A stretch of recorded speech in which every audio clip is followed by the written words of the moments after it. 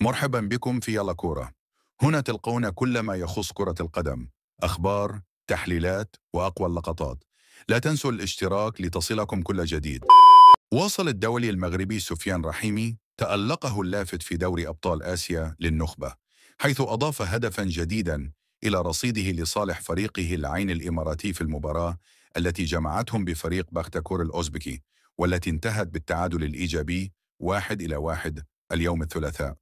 المباراة كانت حماسية منذ بدايتها، حيث افتتح الفريق الأوزبكي التسجيل مبكرا في الدقيقة السادسة، إلا أن رحيمي تمكن من تعديل الكفة في الدقيقة 49 بهدف رائع يعكس مهاراته العالية وذكائه التكتيكي.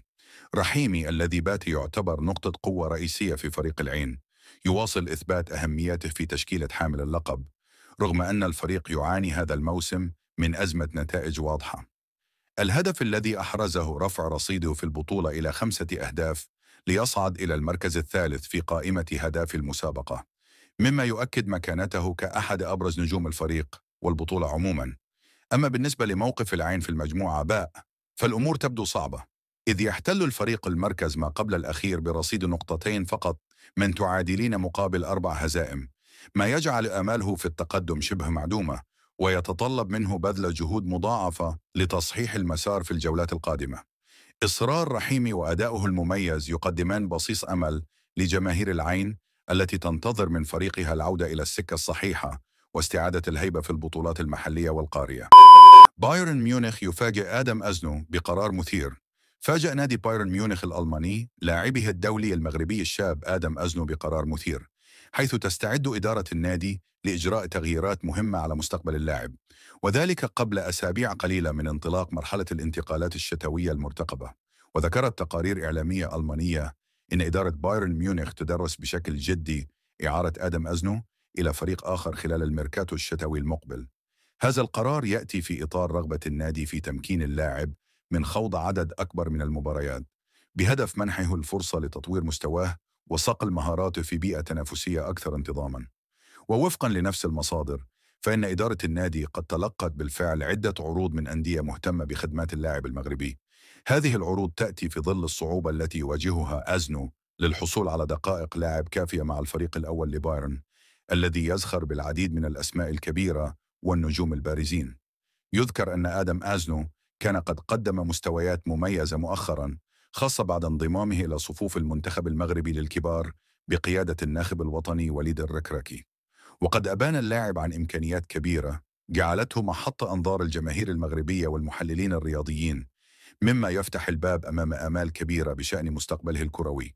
جماهير كرة القدم تنتظر بفارغ الصبر وجهة اللاعب المقبلة، حيث يتوقع أن تكون خطوة الإعارة بمثابة بداية جديدة لمسيرته، تتيح له التألق بشكل أكبر وإثبات نفسه كأحد أبرز المواهب المغربية الصاعدة في الساحة الأوروبية.